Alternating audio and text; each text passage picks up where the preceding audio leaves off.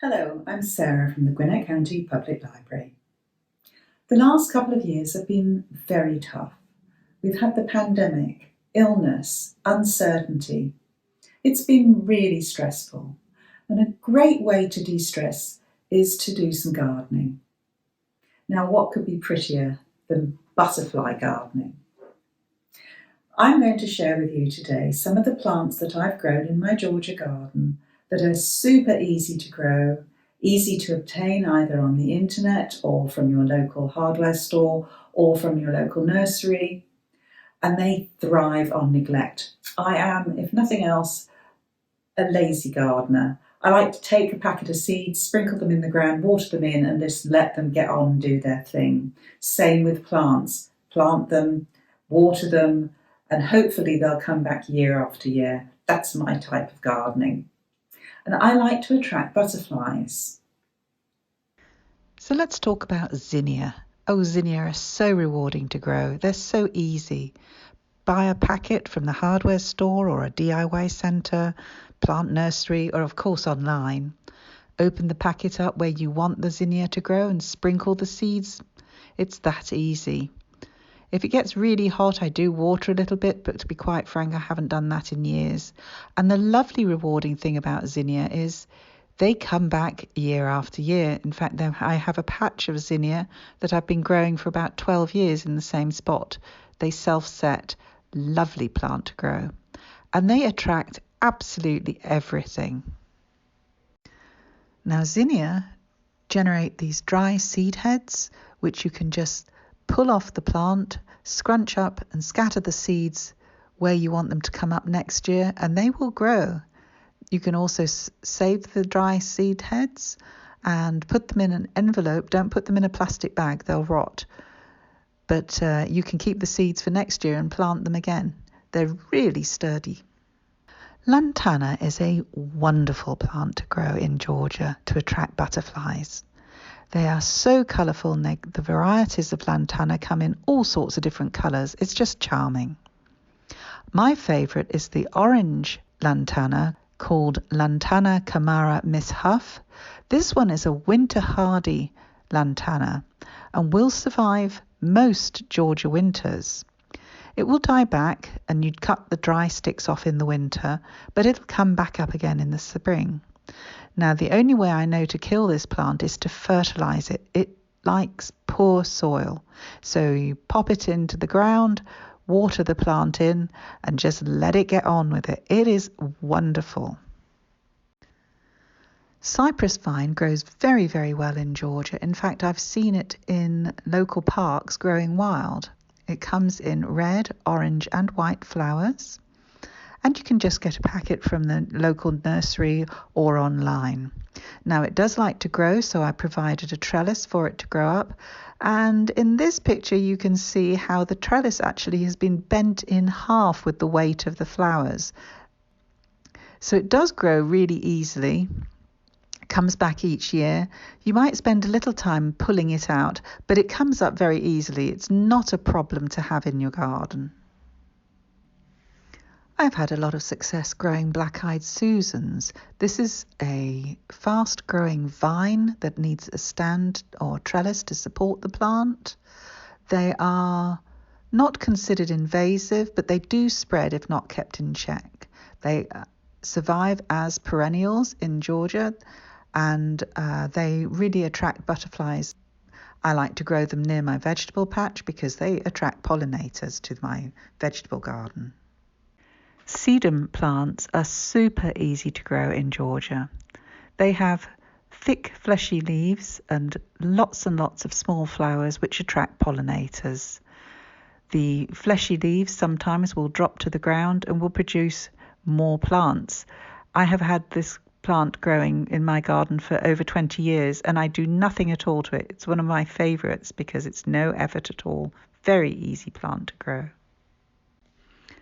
Now Mexican sunflower. Let me tell you about this. The first time I saw this plant was at the Athens Botanical Gardens, and these waist-high plants were absolutely covered in butterflies. It was a delightful, small or medium-sized, bright orange flowers absolutely covering these bushes. I thought, I've got to get me some of these. So I did buy some on the internet, very easy to buy. But as you can see by this picture, my plants were not waist high. In fact, my Mexican sunflowers grew about 6.5, 7 feet tall. I don't mind, it's just not what I was expecting. If you want to have the bushier version, you'll want to order the dwarf version of Mexican sunflower. Now this plant can get quite leggy. It'll drop its branches and then they will grow up. So it's a bit messy, but oh my goodness, is it rewarding in terms of the butterflies that you get attracted to it. And what's exciting too is if you look at the plant at night, it's absolutely covered in moths. So lots of butterflies and moths absolutely adore Mexican sunflowers. It will reset itself if you collect the seeds, or if you just let the seeds drop where it is. Some of them come back up the next year. So it's pretty easy to grow. I love it. If you want to attract butterflies to your garden, plant flowers. And if you want to attract more butterflies to your garden, plant more flowers. But if you want lots and lots of butterflies, then you do have to plant food for the caterpillars. Now on a sunny September day or October, I can step out of my front door and be surrounded by clouds of butterflies. And by growing these plants, you can attract lots of butterflies to your garden too. Now I do enjoy growing vegetables in my garden in Georgia. And one year I decided to grow carrots. Well, my carrots grew beautifully, but when I tried biting into one of my pretty orange carrots, it was like a pretty orange piece of wood. It was absolutely terrible. So in disgust, I left my plants until I got round to weeding them out a couple of months later. Well, do you know, when I went to the carrot plants, there was nothing left. There were just a few skeletal sticks left, and this huge chonky caterpillar happily munching away. This is a swallowtail butterfly caterpillar.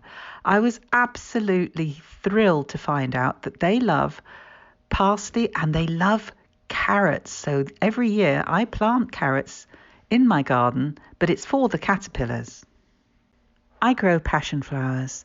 I think the flowers are exquisite and they bloom in the summer, but this plant can also be invasive and it likes to run wild. If you need to eliminate it or control it, you can pull out new growth, or you can prune the vines during the growing season to keep these plants in check. Now, in one area of my garden where the vines are particularly thick, I've estimated that I've got over 600 caterpillars thriving on these vines. And this is a Gulf fritillary caterpillar.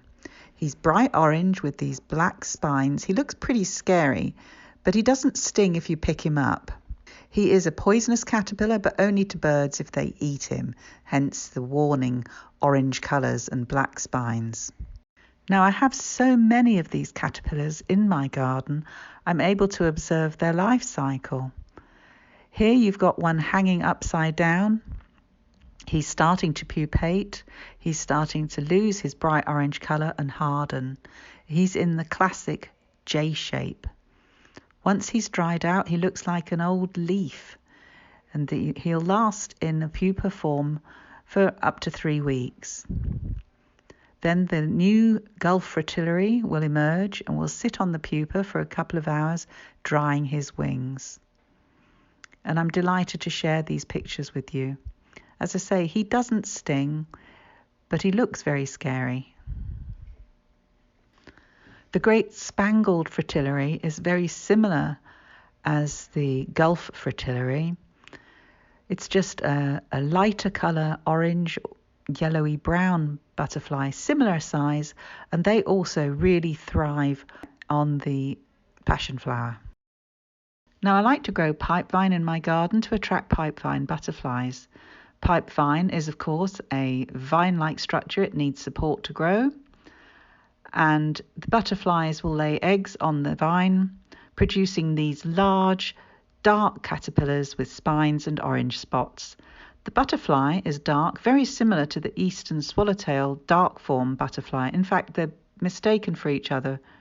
Now, I grow butterfly weeds because, as the name implies, they're very attractive to butterflies, and they're actually a very attractive plant. This orange Asclepias has been growing in my garden for probably 16, 17 years. It comes back vigorously each year and has self-set a little bit, but it's not invasive. This is a monarch caterpillar, and I grow common milkweed to encourage monarchs to come to my garden.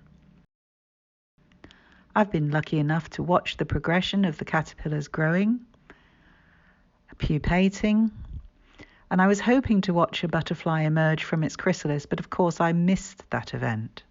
But here is one of my adult monarchs enjoying Mexican sunflower and enjoying the sunshine in my garden. There's lots of plants that you can put in your garden that will attract butterflies. But the big ones, the really successful plants that I've used in my garden that are very, very easy to grow include the Mexican sunflower, Zinnia, Lantana, and butterfly weed.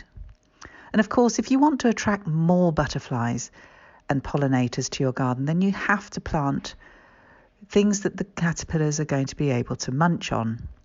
This includes carrot. Oh, I hadn't mentioned fennel. I've also grown fennel very successfully. It's really easy. Parsley, passionflower, and of course butterfly weed for the monarchs. If you'd like to learn more about attracting butterflies and pollinators to your garden, here is some recommended reading from the Gwinnett County Public Library catalogue.